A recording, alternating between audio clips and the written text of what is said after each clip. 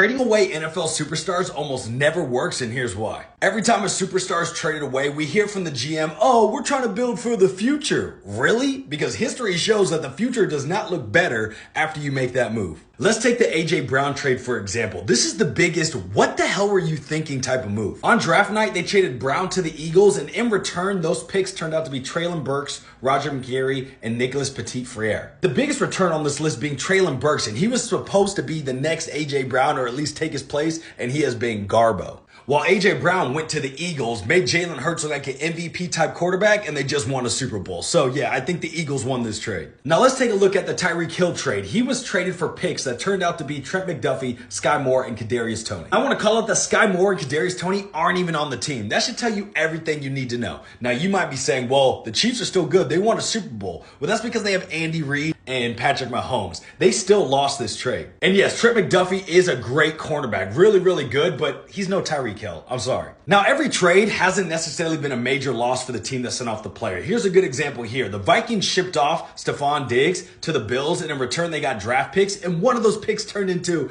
Justin Jefferson.